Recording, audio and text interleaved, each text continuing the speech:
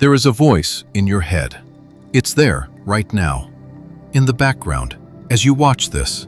It sounds reasonable, careful, logical. It tells you to wait, to be realistic, to start tomorrow, to not embarrass yourself. It sounds like you. That is exactly how it wins. But it is not your friend. It is the single most dangerous enemy you will ever face, and you carry it with you everywhere you go. You can't run from it. You can't block it. You will never fully escape it.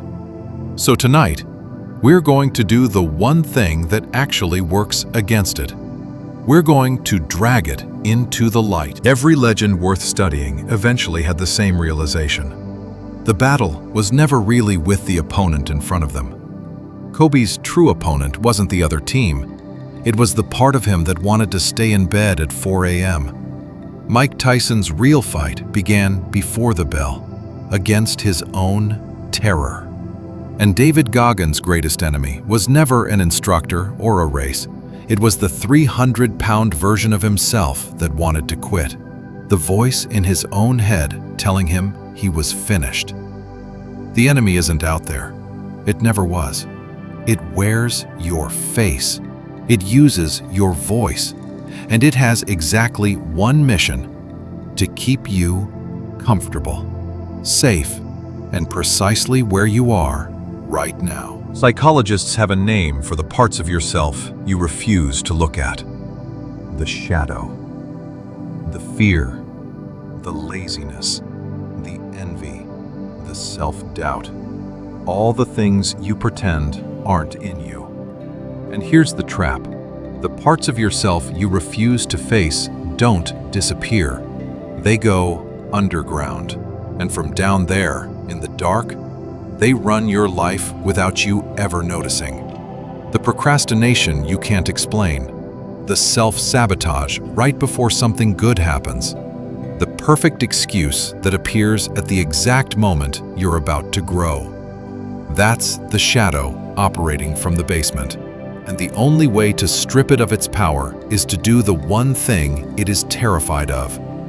Turn around and look directly at it. This is why motivation doesn't work. Why hype videos wear off in an hour. Why just stay positive is useless advice. Because you cannot defeat an enemy you refuse to look at. Pretending the doubt isn't there doesn't kill it. It feeds it. You can pile positive thoughts on top of a fear all day long. The fear is still down there, still steering. The strong don't pretend the enemy isn't there. They name it. They study it. They do exactly what Goggins did when he stood in front of that mirror and wrote down every ugly truth about himself. They look at it until it can no longer ambush them from the dark. Most people think the goal is to silence the voice forever, to reach some final state where they never feel fear or doubt again. That is not how this works. The voice doesn't leave. Even David Goggins, the hardest man alive, says that the voice telling him to quit never actually goes away. He just refuses to obey it.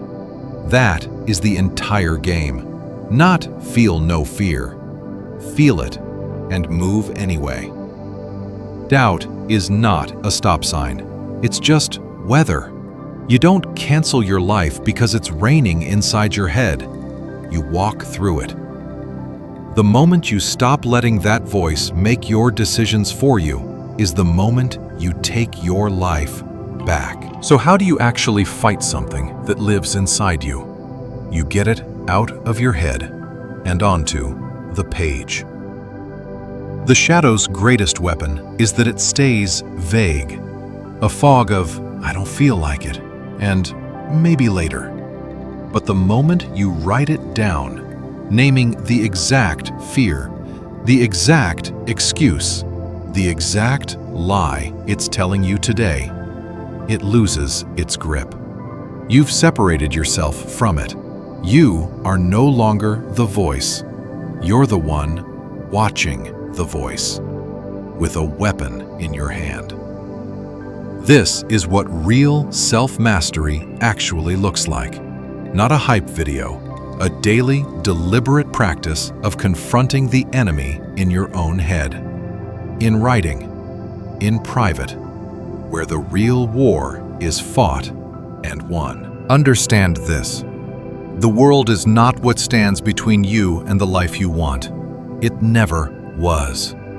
It's the voice, and it will be there tomorrow morning, and the morning after that, whispering the same reasonable, careful, cowardly advice it always gives. You will never make it disappear, but you can stop kneeling to it. So here's the decision, and only you can make it. When that voice tells you to wait, to play it safe, to start some other day, are you going to obey it, or are you going to obey the vision? One of them is lying to you. You already know which one. Face the enemy, put it on paper, and do the exact thing it's afraid of today. That voice is still there. It hasn't stopped talking while you watch this. It's already preparing its next excuse. Good. Let it talk. You don't take orders from it anymore. Obey your vision.